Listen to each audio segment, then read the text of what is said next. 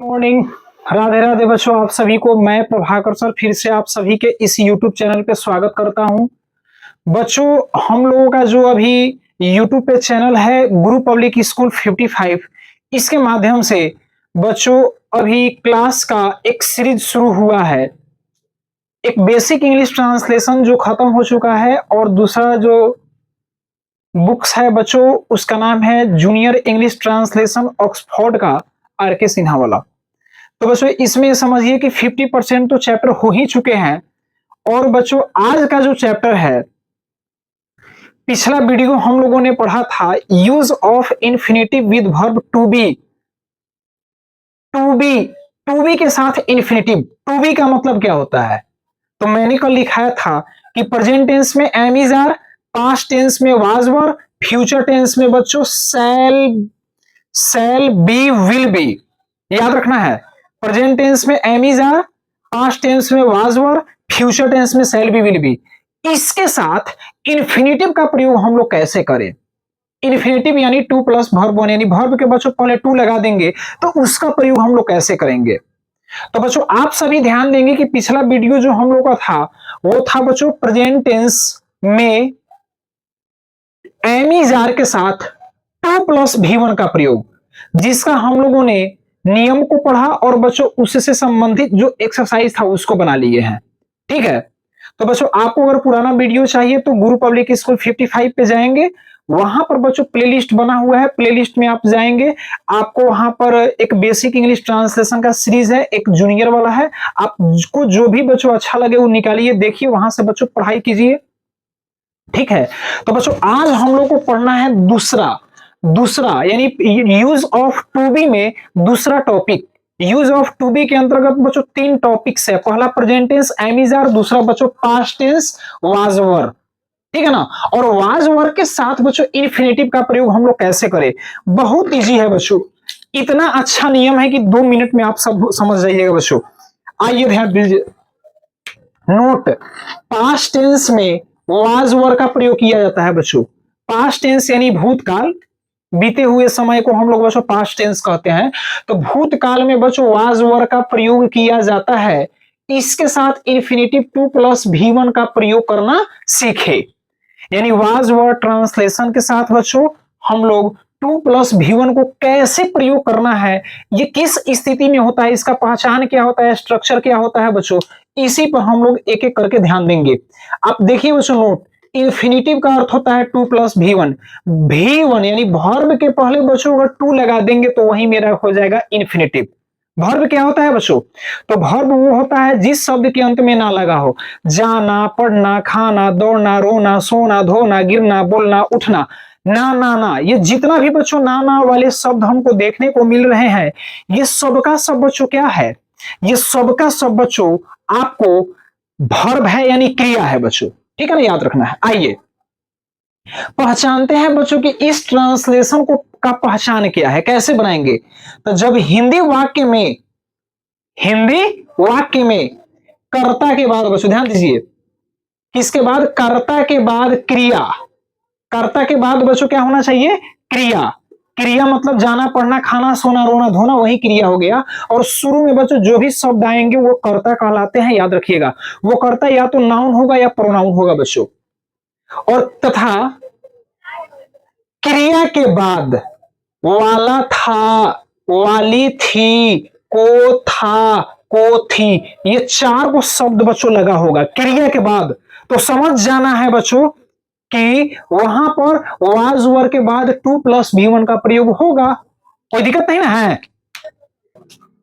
तो बच्चों हमने क्या देखा ना कि पहचान के अनुसार बच्चों ये सब चीज होना चाहिए। आइए बच्चों देखते हैं इसे बनाते कैसे हैं, स्ट्रक्चर। ठीक है ना बच्चों, आप ध्यान देंगे कि ये स्ट्रक्चर है क्या। सब्जेक्ट वाज वर, इन्फिनेटिव यानी टू प्लस भी वन। ठीक है बच्चों, इन सभी के साथ वाज का प्रयोग, आई, ही, सी, इट, सिंगुलर के साथ बच्चों वाज का प्रयोग, यू, वी, दे, प्लूरल, इन सब के साथ बच्चों वर का प्रयोग होगा। कोई दिक्कत नहीं ना है? जैसे बच्चों आइए हम यहां पर एग्जाम्पल के द्वारा बनाते हैं। देखिए, मैं जाने वाला था, मैं शुरू में बच्चों आ गया, ये क्या कहलाएगा? सब्जेक्ट। सब्जेक्ट का मतलब बच्चों होता है कर्ता, तो हमें कर्ता देखने को बच्चों शुरू में ही मिलेगा। और कर्ता के बाद बच्चों क्रिया जाने। यहां पर देखिए बच्चों ये वर्ब है, वर्ब मतलब बच्चों क्या हो जाता है, क्रिया। तो आप कहोगे सर जी आप तो बोले हैं जाना, पढ़ना, खाना, दौड़ना, रोना, सोना। अरे भाई तो वहां पर ना, ने, नी, ठीक है ना, वो हमारे सब्जेक्ट के ऊपर डिपेंड करता है कि वो किस भाव में आएगा कि नहीं। मैं जाने वाला था कि मैं जाना वाला था, ये कोई वर्ड हुआ, शब्द हुआ, कोई सेंटेंस हुआ, ठीक है ना बच्चों। मैं जाने वाला था, मैं जाने वाला था, तुम खाने वाले थे। तो बच्चों यहां पर हमें देखना है वाक्य में, ठीक है ना। तो बच्चों हमें नाने नी का जो प्रभाव आता है वो सेंटेंस वाक्य के अनुरूप आता है, लेकिन बच्चों ये क्रिया ही है, ना का ही रूप है, याद रखना है, ठीक है ना। इसलिए ध्यान देना है, सब्जेक्ट यानी कर्ता, क्रिया, और क्रिया के बाद बच्चों क्या होना चाहिए, देख लीजिए, वाला था, वाली थी, को था, को थी, याद रखना है बच्चों। तो यहां पर देखिए वाला था, को था लगा हुआ है, बहुत सिंपल में समझिए बच्चों। सब्जेक्ट मैं का इंग्लिश क्या हो जाएगा बच्चों, आई, आई के साथ क्या लगेगा बच्चों, वाज। उसके बाद बच्चों इन्फिनेटिव 2+V1 कि नहीं, तो 2+V1 मतलब बच्चों जाना, यानी वर्ब बच्चों यही है, तो जाना का इंग्लिश गो, गो के पहले बच्चों क्या लगा देंगे, टू, यहां पर लिखा है वर्ब के पहले टू लगा दीजिए, वर्ब के पहले टू लगा दिए, आई वाज टू गो, कोई दिक्कत नहीं बच्चों। ऐसे ही आपको ट्रांसलेशन देखने को मिलेगा, तुम पढ़ने वाले थे, राम जाने वाला था, हम लोग खाने वाले थे, सीता तैयार परीक्षा की तैयारी तैयारी करने वाली थी। ऐसे करके आपको ना बहुत अनुवाद मिलेंगे। तो हमें बच्चों सब्जेक्ट देखना है, क्रिया देखना है, क्रिया के बाद वाला था, वाली थी, वाले थे, को था, को थी, सब लगा होना चाहिए। वाज वर्ड के बाद 2+V1 का प्रयोग कर देंगे बच्चों। अगर वाक्य में यहां पर निगेटिव आएगा, निगेटिव मतलब होता है बच्चों नॉट वाला। अगर ट्रांसलेशन में हिंदी अनुवाद में बच्चों अगर नहीं लिखा हो तो उसी का इंग्लिश नोट होता है, और उसी को बच्चों हम लोग निगेटिव सेंटेंस बोलते हैं, याद रखना है। कैसे बनाएंगे, सब्जेक्ट मैं का इंग्लिश बच्चों क्या हो जाएगा, आई, आई के साथ वाज या वर, तो आई के साथ बच्चों क्या लग जाएगा यहाँ पर, वाज। नहीं, नहीं का इंग्लिश बच्चों वाज वर के बाद नोट, तो यहाँ पर नोट लगा दीजिए। देखिए बच्चों वर्ब के बाद वाला था, वाली थी लगा हुआ है, तो वर्ब वर्ब रहेगा तो बच्चों काना रूप में लिखना है 2+V1 में, तो 2 V1 का बच्चों हो जाएगा जाने का English go. I was not to go, you were not to play the match, नहीं, आपको जितना भी बच्चों वाज वर के बाद निगेटिव नोट लगा देना है, उसके बाद बच्चों 2+V1 का रूप होना चाहिए, याद रखना है। तो बच्चों ये था मेरा कहने का मतलब है। अब एक बात बताओ बच्चों, तुम लोग कहोगे सर वाला था लगा हुआ है, को था लगा हुआ है, वाला था, इसका अंग्रेजी क्या होगा, तो इसका अंग्रेजी कुछ नहीं होता है बच्चों, ठीक है ना। और क्यों नहीं होता है तो समझ लीजिए। शुरू में बच्चों मैं सब्जेक्ट हो गया, इसको आप ट्रांसलेशन बना सकते हो, ये बच्चों क्रिया है, इसका इंग्लिश आप बना सकते हो। लेकिन बच्चों ये क्या होता है ना कि किसी भी वाक्य में अगर इस प्रकार की बच्चों सिंबल लगा हो तो वो एक पहचान के तौर पे काम करता है कि नहीं। हमें पहचानना है कि बच्चों ये प्रेजेंट टेंस है, पास्ट टेंस है, फ्यूचर टेंस है। प्रेजेंट टेंस का पहचान क्या है कि जिस ट्रांसलेशन के अंत में है हो लगा हो। पास्ट टेंस का पहचान क्या है बच्चों की था थे थी लगा हो। फ्यूचर टेंस का पहचान क्या है कि गागेगी। तो वो बच्चों सिंबल है एक प्रकार का, जो हमें क्या बतलाता है बच्चों कि ये हम वाक्य को कैसे बनाए, किस काल में बनाए, वो एक प्रकार का समझिए कि पहचान है, ठीक है ना। अब वाला था, वो था, इसका इंग्लिश बच्चों कुछ होगा ही नहीं, याद रखना है। ये सिर्फ आपको अनुवाद को पहचानने के लिए है कि इस प्रकार के वाक्य अगर रहेगा, ये सब लगा रहेगा, तो हम इसको इस तरीके से बनाएंगे, ठीक है ना। बहुत से बच्चे हैं ना कि कहेगा सर जी वाला का इंग्लिश क्या होगा, को का अंग्रेजी क्या होगा।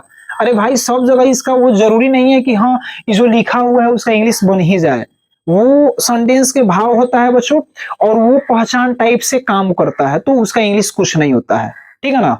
चलिए आगे देखिए बच्चों, एक लास्ट नियम बचा हुआ है यहाँ पे, यस नो क्वेश्चन। क्या हुआ है बच्चों, यस नो क्वेश्चन, ठीक है ना। यस नो क्वेश्चन क्या होता है, आप सभी ध्यान देंगे बच्चों कि किसी भी ट्रांसलेशन के शुरू में बच्चों क्या लगा हो, क्या से शुरू हो, वही यस नो क्वेश्चन होता है। इसके अंत में प्रश्नवाचक चिन्ह होता है बच्चों। तो आप खुद बताइए बच्चों, क्या अगर शुरू में रहेगा तो यहाँ पर वाज वर्ड को शुरू में कर दीजिए। मैं का इंग्लिश आई, आई के साथ बच्चों लगता है वाज, तक क्या शुरू में है, तो वाज शुरू में, वाज आई, जाने का इंग्लिश बच्चों गो, अंत में प्रश्नवाचक चिन्ह। अब बच्चों इसके वर्ब के पहले टू लगा दो, वाज आई टू गो, मेरा सेंटेंस बन गया। तो इसी तरह बच्चों आपको एक्सरसाइज मात्र एक ही दिया होगा, उसे बनाकर लाइएगा घर से, ठीक है। तब तक बच्चों मिलते हैं अगले वीडियो के साथ, तब तक धन्यवाद। और बच्चों इस चैनल को लाइक करें, सब्सक्राइब करें, शेयर करें, ठीक है।